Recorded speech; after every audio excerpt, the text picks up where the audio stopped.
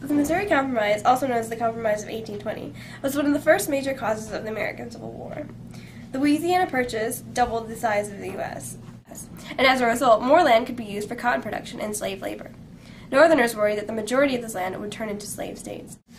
Not only did they believe that slavery was evil, but that the Southerners would have a large, unfair increase in representation in Congress. On December 18, 1818, Missouri applied for statehood as a slave state. This would tip the balance in the Senate between the slave states and the free states. John Talmadge of New York proposed that Missouri abolish slavery as a condition, yet the South believed that the government had no right to restrict slavery.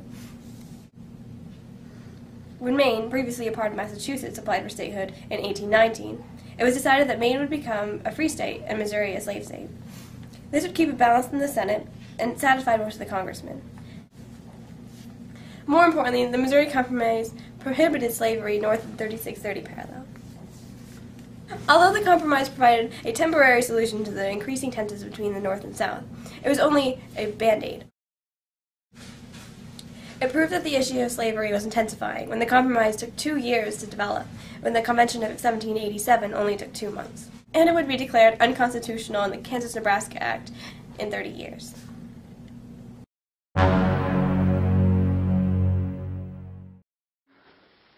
The Compromise of 1833, the Tariff.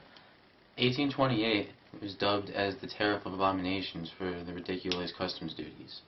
South Carolina attempted to utilize the doctrine of nullification, but to no avail. They struggled to get the 2/3 vote necessary. In response to the dislike of the Tariff of 1828, the Tariff of 1832 was passed.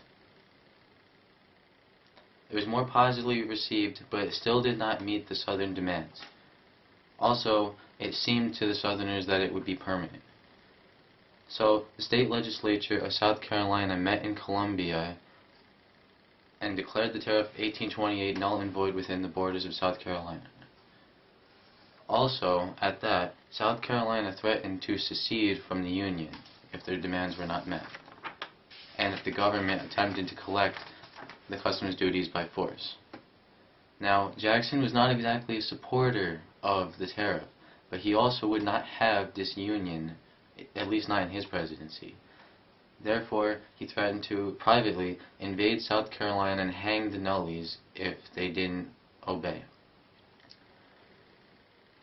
Now, regardless of being enemies with Jackson, Henry Clay of Kentucky, to avoid conflict, put forth a compromise bill, the Tariff of 1833.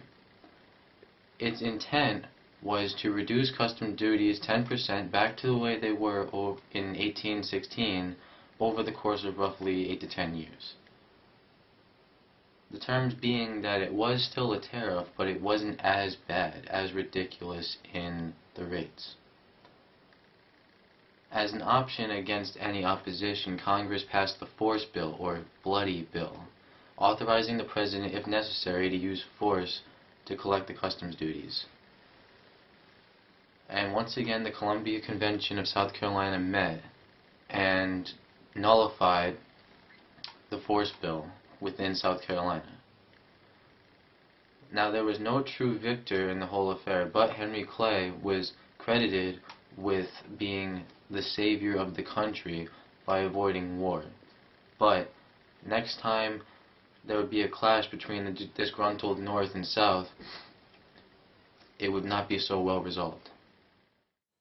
The Wilmot Proviso was introduced by Congressman David Wilmot on August 8, 1846 to the U.S. House of Representatives. It provided an appropriation of $2 million to enable President Polk to negotiate a territorial settlement with Mexico. It would have banned slavery in any territory to be acquired from Mexico in the Mexican War or in the future. The bill passed in the House but failed in the Senate because there was a greater Southern representative in the Senate. This happened twice and repeated again. The Senate failed it. It leads to the issues discussed in the Compromise of 1850. An additional factor that further divided the nation was the Compromise of 1850. Written by Henry Clay, the compromise dealt mainly with the issue of slavery. The territory, California, was added to the U.S. due to the gold rush of 1849, and it was still undecided whether it should be a slave state or a free state.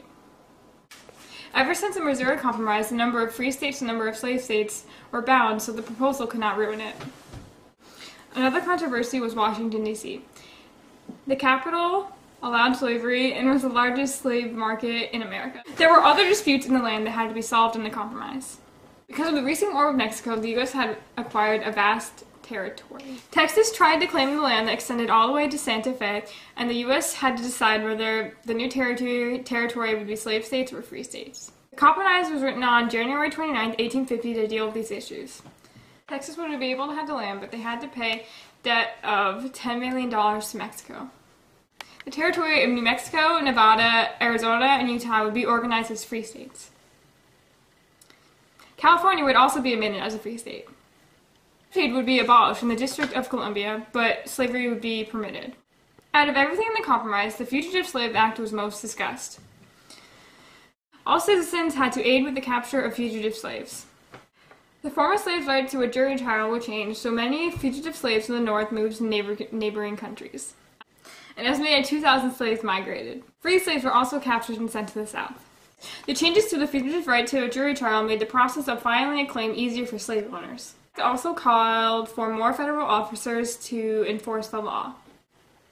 The nation was even further divided by the issue of slavery, and this contributed to the growing division between the North and the South that eventually became a civil war.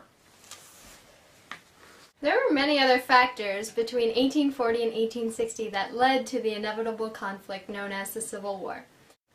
Harriet Beecher Stowe's novel Uncle Tom's Cabin was one literary piece that would not be forgotten. Literature was a huge instigator in the abolitionist movement. Through writing Uncle Tom's Cabin, Harriet Beecher Stowe was determined to let the North know the tragic lives of slaves in the South. She went into every specific detail describing the life of a slave and how terrible it was. She used the emotional power that already existed in the poor slaves' lives, of the humanity and cruelty they faced every single day. The publication of this novel was an important step into starting the Civil War because it really let the North know what slaves were going through in the South.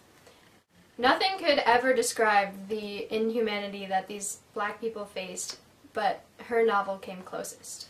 After reading Uncle Tom's Cabin, many citizens were sure that they would never support the fugitive slave laws that were provided, and many others came to serve in the civil army for the abolitionist movement. This included the many readers who chose to serve in the Boys in Blue, who volunteered during the Civil War. Other literary pieces were written to describe slavery, but none came as close to the heart as Harriet Beecher Stowe's.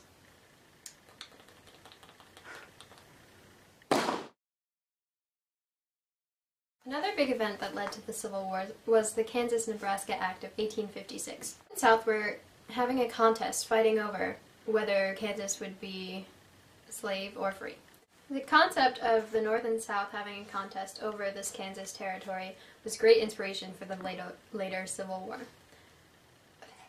Most people moving into Kansas at the time were like any other Western pioneers. However, a few of the people influxing in were from abolitionist movement groups. Members of these anti-slavery organizations were out to abolitionize both Kansas and Nebraska. However, some Southerners really opposed this idea. They reacted poorly and contradicted these abolitionists, that slavery should be allowed in this Kansas. However, the census of the time represented that only a very, very small number of black slaves actually existed in either one of the territories. Soon, in 1855, when it was time to elect the legislature of the territory, conditions worsened.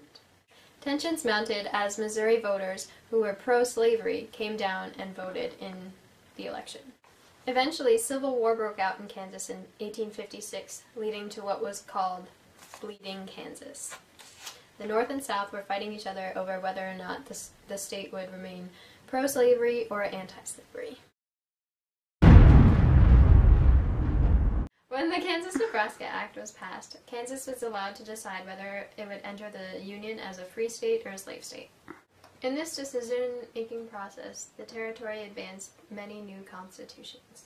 In 1857, the Lecompton Constitution was created, allowing Kansas to enter as a slave state. Pro-slavery forces, supported by James Buchanan, tried to push the Constitution to pass through Congress. However, there was enough opposition to this in 1858 that it was sent back to Kansas to be re-voted on. Even though it delayed statehood, Kansas voters decided against the new Constitution and decided to enter the Union as a free state. In 1859, another important event happened. Another important event that preceded the Civil War was the Dred Scott case of 1857. Dred Scott versus Sanford was a Supreme Court case that determined whether or not free black slaves in free states could ever be assumed as U.S. citizens. It ruled that slaves and their descendants could never be citizens of the United States.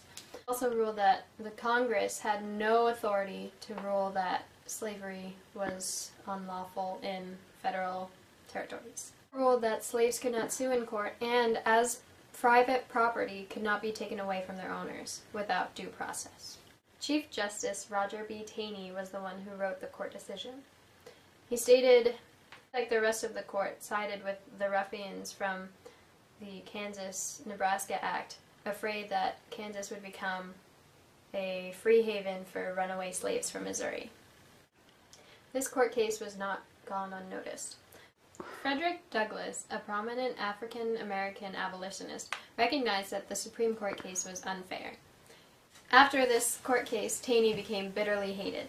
Taney's intentions were good. He had hoped to put an end to political debate over the slavery question, but really it just resulted in a huge conflict that continued to lead to the American Civil War.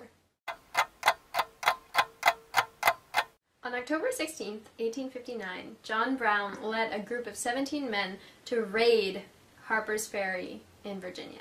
It included 5 black members, and they all planned to raid the arsenal in Harper's Ferry and take over using the weapons found. However, after capturing several buildings, Brown and his crew were captured or killed by troops in Colonel Robert E. Lee's gang. Brown was later tried and hanged for treason. This event was one more in the growing abolitionist movement that led to the war in 1861. The election of 1860. The presidential election of 1860 was held on November 6th. It directly led to the outbreak of the American Civil War. The U.S. had been divided during the 1850s, questioning the expansion of slavery and the rights of slave owners. These issues broke the North and South apart.